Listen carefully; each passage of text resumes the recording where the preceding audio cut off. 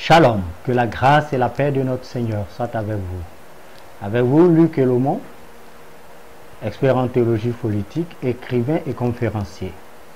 Alors, dans cette émission, Dieu, ma patrie et moi, nous étudions aujourd'hui le thème « L'Église, sa société et la formation d'une nation souveraine ». Voilà le thème qui fait l'objet de notre étude. Que signifie pour nous l'Église?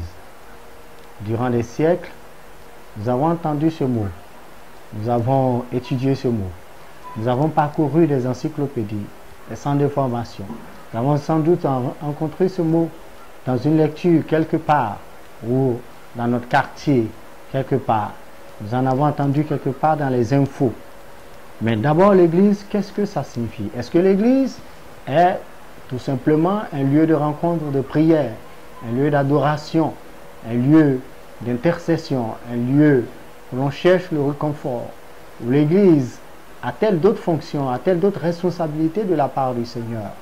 Alors dans cette première partie de notre grand thème, l'Église, sa société, la formation d'une nation souveraine, nous allons aborder au premier grand point le thème, la notion de l'Église elle-même. Qu'est-ce qu'elle implique cette notion et quels sont les engagements, les responsabilités, les espoirs et les défis que connaît l'Église depuis sa naissance jusqu'à nos jours. Alors, dans un premier temps, il nous revient d'étudier le mot Église, de l'étudier, de l'observer, de critiquer le thème depuis la Bible jusqu'à nous, gens d'aujourd'hui. Alors, comprendre d'abord que l'Église, ce n'est pas un mot créé par Jésus-Christ, comme on le voit dans l'évangile de Matthieu. Non, l'Église est un terme qui existe avant la naissance de Jésus-Christ. Et ce mot a été emprunté par le Christ pour parler de son assemblée qui allait désormais communiquer, se charger de répandre et la bonne nouvelle et les valeurs et les nouvelles dynamiques sociales, etc. qui concernent nos nations. Alors, l'Église est une invention grecque d'origine.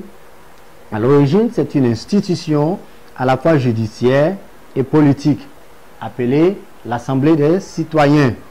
Alors, en ce sens, on peut se rendre compte que l'Église a essentiellement 5 grandes fonctions dans la société grecque. La première fonction de l'Église, c'est de voter des lois. L'Église grecque vote des lois. La deuxième fonction de l'Église, c'est le vote du budget. L'Église grecque a pour responsabilité de voter le budget, de regarder les questions financières. La troisième responsabilité de l'Église, c'est la paix. Voter la paix, travailler à établir la paix, établir les conditions de la paix ou du retour de la paix.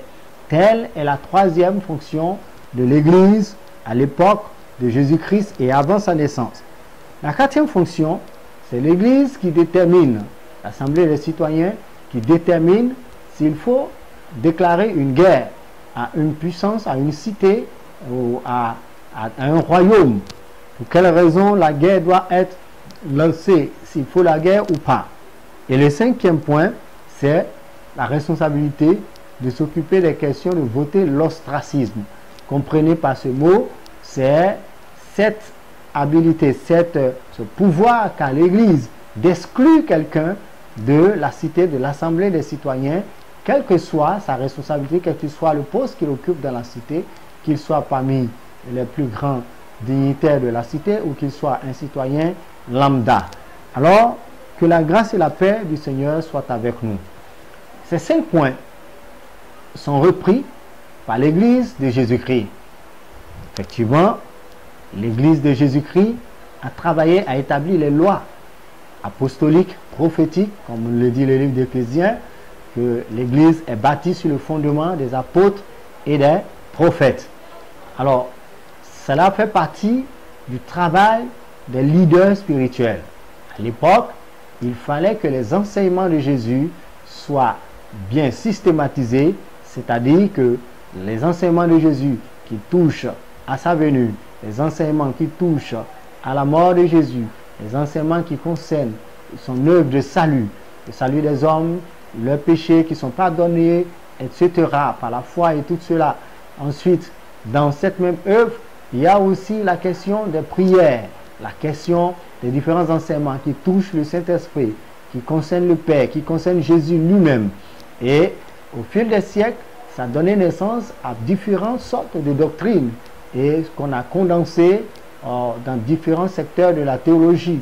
La systématique, par exemple, qui étudie les questions attachées au fonctionnement de l'Église et toutes ces choses, vous allez voir, il y a l'ecclésiologie, il y a la patristique, il y a l'herméneutique, il y a la pneumatologie qui concerne l'étude sur le Saint-Esprit, l'angéologie qui parle de tout ce que la Bible dit, l'Ancien et le Nouveau Testament concernant les anges, ainsi de suite. Alors, vous avez tous ces enseignements, et nous ne les citerons pas tous dans cette première partie, mais on voit que là, les apôtres ont eu la responsabilité de mettre par écrit, d'expliquer les enseignements de Jésus, ce qu'on revoit, de retracer la naissance de Jésus jusqu'à sa mort et également jusqu'à la création au fondement des premières églises et des enseignements qui étaient dispensés. Et cela, c'est comme un ensemble de codes, de directives pour l'Église d'aujourd'hui. L'Église vote le budget. L'Église a la responsabilité de gérer les biens de Dieu qu'il lui confie au travers des offrandes, au travers de l'apport financier, matériel des membres de l'Église. L'Église a cette responsabilité de veiller à ce que la cité dans laquelle elle fonctionne puisse également connaître une paix économique, puisse connaître un essor économique. Cela est de la responsabilité de l'Église de créer les nouvelles mentalités, de façonner les mentalités à ce que l'économie se porte bien. Raison pour laquelle Paul dira dans le livre des Thessaloniciens, il dit que chacun s'occupe de ses propres affaires, que celui qui vole ne vole plus, mais qui travaille à pouvoir à ses propres besoins, à celui des autres. On le verra dire dans le livre, dans l'épître de Paul aux Romains, Paul dira au chapitre 13 que l'impôt soit payé, que le tribut soit payé, et ainsi de suite. Et Pierre le dira dans 1 Pierre au chapitre 2, tout simplement, que dans tout le monde, le roi, et de craindre Dieu, c'est-à-dire une responsabilité vis-à-vis du fonctionnement de l'État, donc engagement de l'État, l'enseignement de l'Église sur le fonctionnement de l'économie, sur la croissance, sur la prospérité économique nationale, individuelle, mais aussi nationale. Ensuite, l'Église a la responsabilité de la paix.